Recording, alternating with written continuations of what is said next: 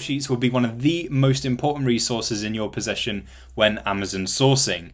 If you're not using anything like this in your business right now, I'd heavily urge you to do so, because you will feel such a massive benefit, and Google Sheets are free, so you've got nothing to lose. So once you've sourced and analysed a product and you're deciding what it is that you're going to buy, being able to add that information to a sheet is going to be the best way.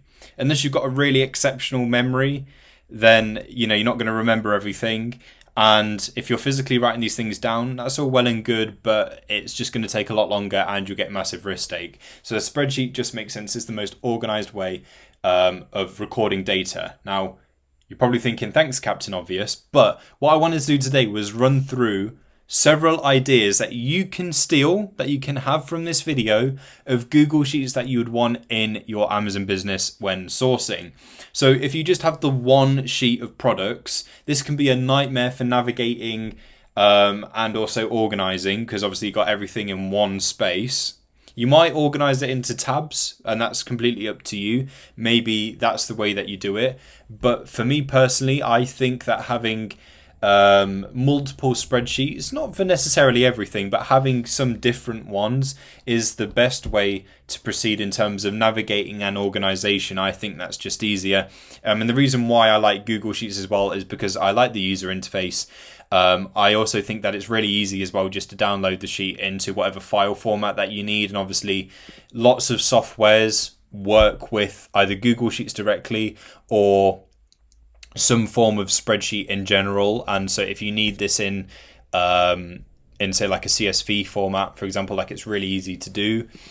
So I think it's great for that. And if you're working with virtual assistants as well, if you're going to collaborate with anyone on spreadsheets, I think this is the easiest way to do it. So yeah, let's run through some of these ideas. Now, you can have a sheet for Q1, 2, 3, 4. You can have it separate like this, or you can have maybe everything just divided up into tabs. So Q1 in this tab, Q2, Q3, Q4. Obviously you'd name them. So you can have it like that. You might do it by quarter. So if you find something that, say, does really well in Q4, you'd add it to your Q4 sheet. Saying that, you'll no doubt come across items that do well all year round. So it might be that you have like an all year round bestsellers kind of thing, or just a general bestsellers list.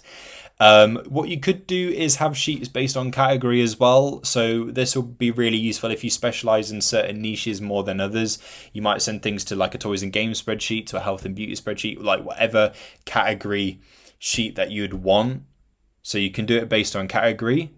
You might have a no-go list, like a banned list. So let's say you come across a particular product that has a lot of issues, or a brand that is particularly problematic for, say, IP stuff, right? You might want to then note down that brand or those specific products in a sheet and have that open with you whilst you are sourcing and analyzing, because you might have this, I don't know, suspicion that maybe it's one of those that is quite problematic.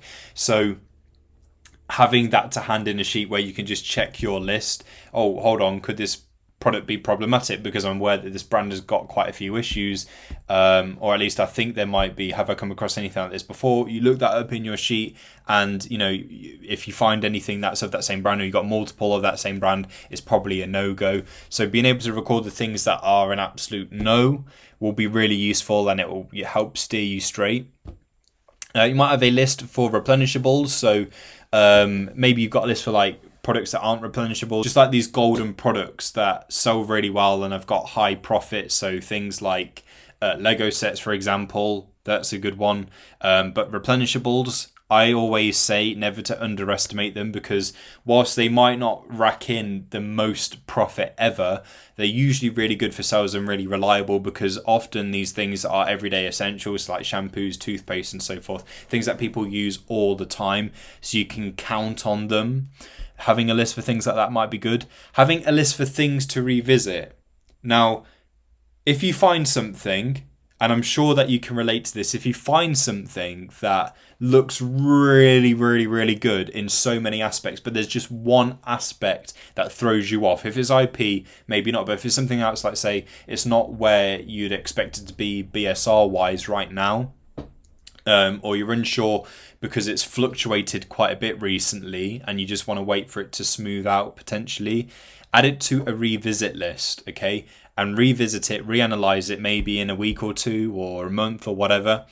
Because what you don't want to do is find something that very nearly works out and then lose out on it forever just by not knowing it down. Note it down at least, and if you revisit it, hey, what's the worst that can happen? You let it go like you would have done originally, except not every product will be one that you let go. There can be some products that are just a little bit off at the time when you analyze, but if you analyze it again in, say, a month's time, that aspect that put you off initially may be smoothed out by that point. We don't know. No, there's no way of knowing unless we actually revisit it.